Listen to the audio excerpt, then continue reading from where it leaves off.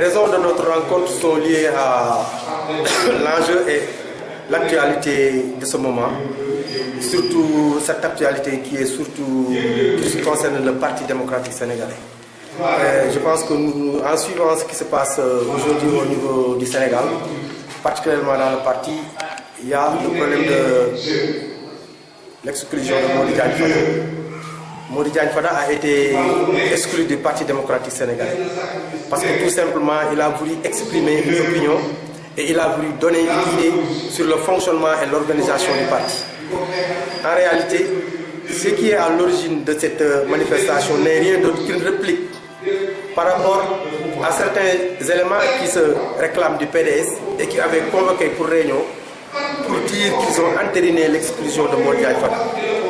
Pour leur dire tout simplement que ces éléments ne représentent pas le PDS. Premièrement, le PDS n'a pas de fédération dans le département.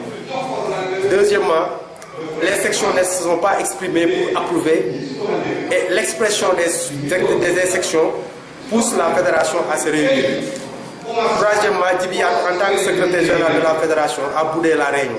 Aujourd'hui, ce sont les réformateurs, ceux qui s'accompagnent avec Fada, qui épousent ces idées, qui se sont réunis pour dire que non, nous sommes contre cette exclusion et personne ne peut nous exclure du parti. Et deuxièmement, personne n'est plus légitime que nous pour parler du PDS. Troisièmement, nous voulons que le PDS soit un parti fort. Et pour qu'il soit un parti fort, Omar Sarr, Aïda Mbodj et les autres ne peuvent pas le diriger. Parce que Aïda Mbodj n'est rien d'autre qu'une transhumante qui avait insulté Abdoulaye Wade. Omar Sarr, il n'a pas les capacités pour diriger un parti parce qu'il a des lacunes pour s'exprimer. Et qui parle de politique, parle de charisme, mais aussi de représentativité. Et je pense que ces qualités sont réunies par Mody Diagne Fada, qui n'est rien d'autre qu'un élément, qu'un pur produit, un fils d'Abdoulaye Wade. Donc, nous disons que nous avons notre liberté et nous l'exprimerons à chaque fois de besoin pour dire que c'est Mody Diagne Fada, notre leader, quand il s'agit de diriger le futur du PDS. Nous sommes libres de dire que nous sommes des réformateurs qui épousent les idées et la démarche de Fada. C'est dans ce sens que cette réunion a été convoquée et remarquez, les gens sont venus massivement et nous sommes en train de leur expliquer la quintessence de la démarche des réformateurs. Malheureusement, il y a une intoxication qui est souvent soulevée pour dire qu'ils sont manipulés par X ou Y. C'est très simpliste. À chaque fois qu'on est dans une dynamique d'opposition, la première des choses à dire, quand tu soulèves un problème qui n'arrange pas le parti, la première réaction, ils disent qu'ils sont corrompus, ils sont manipulés. C'est Macky Sall qui est derrière eux. Pas du tout la réalité. Parce que tant que Fada était là, ils disent que oui, je suis derrière X et Y, je ne veux pas que le parti soit renouvelé. On ne l'aurait jamais taxé de quelqu'un qui est manipulé par Macky. Mais Souleymane Ndéné, n'est-ce pas, c'est ce qu'on lui a dit. Aliou Sow, c'est ce qu'on lui a dit. Serigne Mbacké Ndiaye, actuellement, il est en disgrâce dans le PDS, c'est ce qu'on lui a dit. Ils ne veulent pas, ce qu'ils veulent, ça n'existe nulle part. Ils veulent de l'unanimisme. Maintenant, face à cette décision du parti, comment comptez-vous vous organiser ici au niveau du Tivaouane? Voilà, aujourd'hui, c'est une bonne question. Ça marque le début d'un combat que nous allons mener à l'intérieur du parti. Personne ne peut nous exclure du PDS. Moi, je dis que je suis le plus légitime du département après Djibiat. Je suis le plus ancien après Djibiat. Tous ces gens qui parlent là, je peux te dire le jour où ils sont venus dans le parti. Donc, on ne peut pas avoir un élément, on ne peut pas, comme on le dit, semer un arbre, en bénéficier, en jouir de ses fruits, et un jour, un gars vous dit que maintenant cet arbre ne vous appartient plus. Le PDS, c'est notre bébé, c'est nous qui l'avons enfanté. Personne ne peut faire sortir de ce PDS. On va rester, on va combattre, et il y a les perspectives qui sont devant nous. On aura un programme d'activité, on ira dans toutes les communautés rurales et dans toutes les communes, dans toutes les sections. D'ailleurs, il y a beaucoup de sections qui ont envoyé leurs membres aujourd'hui. Donc je pense que ce n'est que le début du commencement et le combat ne fait que commencer. Et jusqu'où comptez-vous aller? Et jusqu'où comptez-vous aller? En réalité, notre objectif, c'est de diriger le PDS. Au-delà de diriger le PDS, notre objectif même, c'est que Mody Diagne Fada soit un leader. Malgré les premiers leaders de ce pays. Malgré l'exclusion. Personne ne peut empêcher la mer, personne ne peut empêcher le soleil de briller. Et souvenez-vous, quand Macky Sall a été exclu des partis. Qu'est-ce qu'il est devenu? Un président de la République. Donc, Idriss Seck, quand on l'a exclu des partis, il était le deuxième. Donc, en réalité, le chemin qui mène vers le succès est toujours parsemé de difficultés et d'embûches. Et nous sommes conscients de cela. Nous comptons nous battre jusqu'à avoir la majorité des Sénégalais qui épouseront la vision et l'idée de Fada jusqu'à ce que le président du Sénégal. C'est notre père. C'est lui qui nous a appris la politique. C'est notre imam en politique. Mais Abdoulaye Wade, aujourd'hui, objectivement, mon ami frère, Abdoulaye Wade n'a pas une ambition politique. Abdoulaye Wade ne peut rien espérer parce qu'il a atteint. Quand on est juste au sommet, on ne peut pas continuer. Donc, ce dont nous avons là, c'est le respect, la considération et le grand mérite qui nous a enseigné. Le SOPI, la génération SOPI, c'est nous. En 88, on avait 17 ans. C'est nous qu'on appelait la génération du SOPI. Et ce n'est pas pour rien qu'Abdoulaye Wade a titré dans son livre Un destin pour l'Afrique. Il a écrit, dédié à la jeunesse de mon pays, qui m'a libéré de prison. Qui était cette jeunesse? C'était nous. Et l'icône de cette jeunesse, c'était Modiane Fada. Merci beaucoup. Nous sommes venus aujourd'hui à Tivaouane. D'abord pour montrer la réalité de l'existence des réformateurs du PDS dans cette ville et expliquer à beaucoup de nouveaux arrivants le pourquoi de notre réforme, de la réforme que nous avons proposée au niveau du Parti démocratique sénégalais. Nous sommes dans un parti démocratique, un parti pluriel, et fondamentalement, il faudrait que les gens puissent parler, il faudrait que les gens puissent avoir la parole, puissent parler des choses qui les intéressent. Nous demandons fondamentalement que le parti soit rénové, le parti soit poli, un parti attractif et neuf, un parti qui peut amener les gens à venir massifier. Nous demandons une inflexion du parti. Il faudrait fondamentalement que le Parti démocratique sénégalais change de méthode de lutte et de méthode de combat. Parce que ce parti a été fondé par le président Abdoulaye Wade, à qui nous rendons hommage. Mais convenez avec moi que les statuts de 1974 qui étaient taillés sur mesure sur le frère secrétaire général ne peuvent plus être de mise. Parce que nous sommes en 2015, nous vivons une nouvelle ère avec une nouvelle génération. Nous voudrions simplement que le parti dorénavant se fasse dans la participation de tous, dans l'inclusion de tous. Il faudrait donner la parole aux militants pour que les décisions soient prises. C'est le sens de notre combat.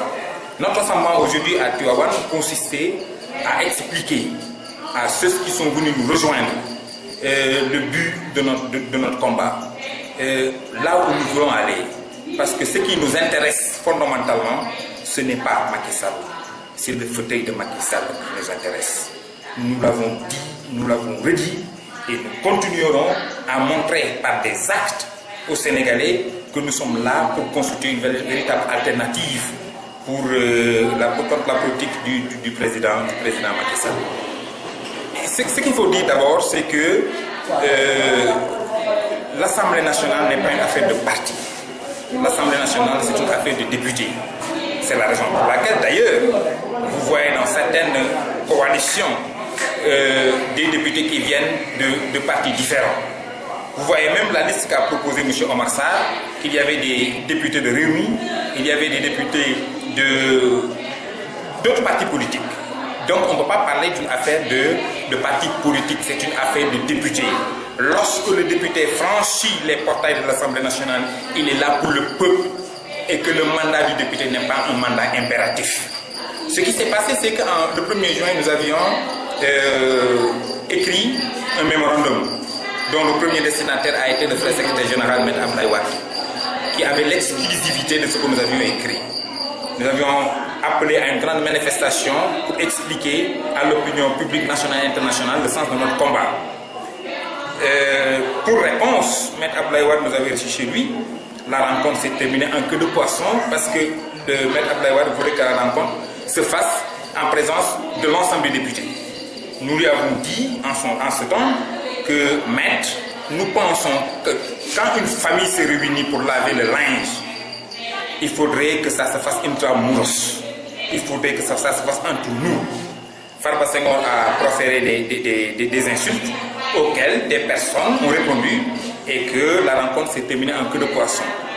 Au sortir de cela, le président Abdoulaye Wade, les statuts du parti lui donnent la latitude de mettre en place son secrétariat national. Quand il mettait son secrétariat national, bizarrement, il n'y avait pas la parité, parce que c'est un secrétaire national qui a été proposé par Omar Sarr. Il n'y a que 16% de femmes. Donc si aujourd'hui on entend parler de parité, nous rions sur le cas. Il a enlevé Mamadou Diagne Fada de son poste de responsable des élections pour le confiner à celui du groupe parlementaire, des affaires parlementaires au niveau de l'Assemblée nationale. C'était un grand revers, mais nous n'avions pas les moyens de contester cela parce que le président, les statuts lui donnent ça et nous sommes des légalistes.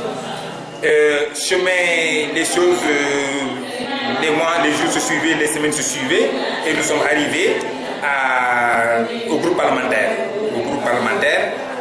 Parce que c'était une nouvelle session de l'Assemblée nationale, la 3e session si je ne m'abuse. Le président Abdoulaye Wade a émis une idée de changer Mamadou Diagne Fada comme étant président du groupe parlementaire. Mais convenez avec moi que même si de coutume le chef de parti décide de ceux qui dirigent les groupes parlementaires, ça se fait au bout d'une concertation et que les gens d'habitude acceptent. Mais nous avions pris cela comme étant une sorte d'humiliation qu'on pouvait nous faire. Parce que qui devait remplacer Mamadou Diagne Fada? Une signatrice du mémorandum. Le but recherché, c'était de casser la dynamique du mémorandum. On nous a parlé de parité, mais la parité ne signifie pas cela. Ce qu'on nous a proposé, c'était plutôt une rotation. Ce n'était pas une parité, c'était une rotation au niveau de l'Assemblée nationale. Si c'était seulement parité, M. Abdoulaye Wade pouvait proposer une femme comme étant coordonnatrice du Parti démocratique sénégalais. Parce qu'après un homme, une femme devait venir. Donc, nous nous sommes constatés et que la majorité des députés, parce que le PDS a 12 députés, j'entends parler que nous avons 3 députés, ce qui est totalement faux. Nous avons 6 députés, ils avaient 6 députés. Et il y avait 2 nouvelles adhésions, Tchoun et Diopsi, qui sont venus dans le groupe et qui soutenaient Mamadou Diagne Fada. Nous avions 8 députés, ils avaient 6 députés. Aïda Mbodj parlait de falsification de signature, mais je pense que depuis que nous l'avons répondu, elle ne parle plus de cela, parce qu'elle sait que la vérité, c'est que le député signe en début de législature. On ne renouvelle pas les signatures.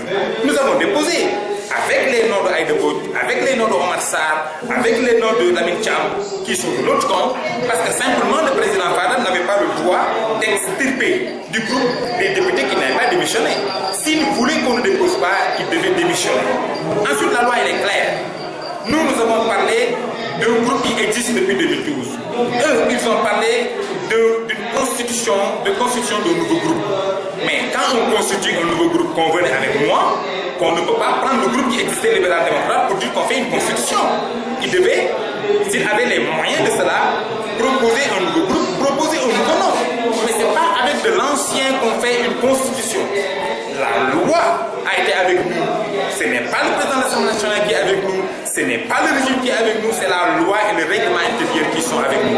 Naturellement, lorsque maintenant les gens se sont levés pour contester cela, même dans une rencontre de Navetan, quand 2 équipes se rencontrent, si on signe un penalty, un vrai penalty, les gens ont tendance à dire que l'arbitre a fauté ou l'arbitre se pense de notre côté. C'est ce qui nous est arrivé. Et malheureusement, nous avons le même argumentaire que le président Moustapha Niasse, parce qu'il a choisi de lire le droit, il a choisi de respecter le droit. Je ne pense pas qu'à 75 ans, que Moustapha Niasse va se permettre de rentrer dans des jeux politiciens. Le droit est avec nous et nous avons utilisé ce droit pour rester président du groupe parlementaire. Pour vous paraphraser, est-ce qu'on est toujours au niveau de l'Assemblée nationale, on est toujours dans le marche ou dans les prolongations? Non, mais écoutez, je vais vous dire une chose, je suis devant la presse. Maître El Hadji Diouf qui disait que l'Assemblée nationale ne va plus marcher, il participe aux commissions, très poliment, il participe à toutes les commissions. Lamine Thiam a participé à la commission des finances en félicitant le ministre des Finances.